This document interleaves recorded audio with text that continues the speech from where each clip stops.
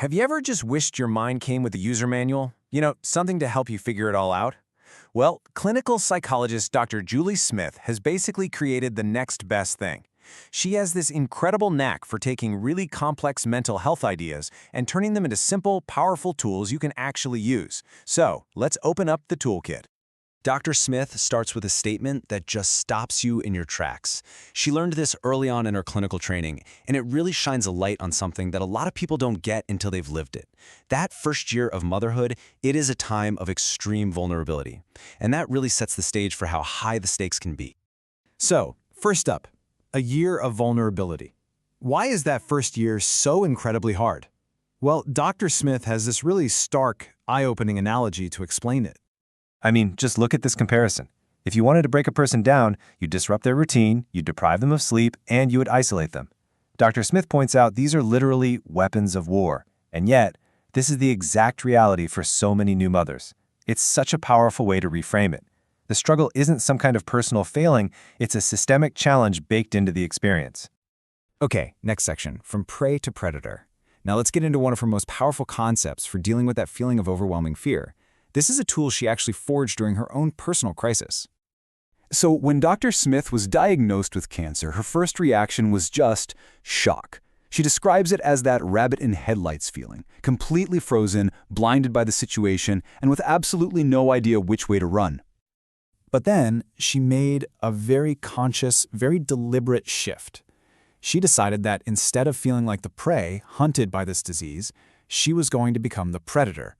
Her whole mindset changed to, this thing isn't coming after me, I'm coming after it. And here is the core idea. Fear itself isn't the enemy. It's just a source of energy. That rush of adrenaline, that feeling that courses through your body?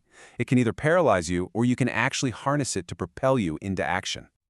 And this shows you exactly how she did it. She didn't just sit back and wait. She became an active participant in her own rescue. She channeled all that energy from her fear into researching, into getting second opinions, into making calls. By taking control of the things she could control, she totally changed her experience of the crisis. All right, let's move on. Section 3. Comparison, a user's guide. Now let's look at another area where Dr. Smith kind of pushes back on the common advice we always hear. The idea that we should just stop comparing ourselves to other people. She argues that telling someone don't compare yourself is like telling them don't breathe. It's just not possible. Our ability to compare is a fundamental social skill. It's how we learn, how we adapt, how we figure out how to function in a group. It's not a character flaw, it's actually a strength. See, the problem isn't comparison itself, it's how we do it. Destructive comparison, that's the endless scrolling online, measuring yourself against the top 1% in the world, which, let's be honest, just kills your confidence. But constructive comparison is different. That's about learning from a peer, getting inspired by someone a step ahead of you, and using that observation to fuel your own improvement. Okay, section 4, your 5 core defenses. So what can we actually do when we feel completely off track? Dr. Smith gives us this super practical toolkit, and it all starts with the absolute basics. She identifies 5 fundamental pillars, which she calls our core defenses, that are the foundation of our mental health. You can think of it like a sports team. If your defense is weak, you're going to lose the game. It's that simple.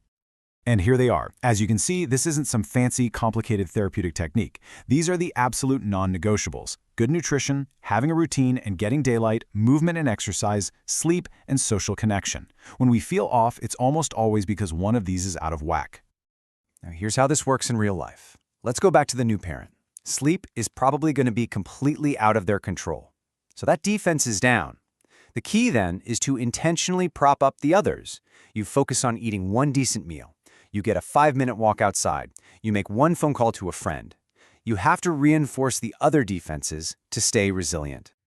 This brings us to our final section, which covers what might just be the most transformative mindset shift that Dr. Smith teaches. It's about moving from judgment to curiosity.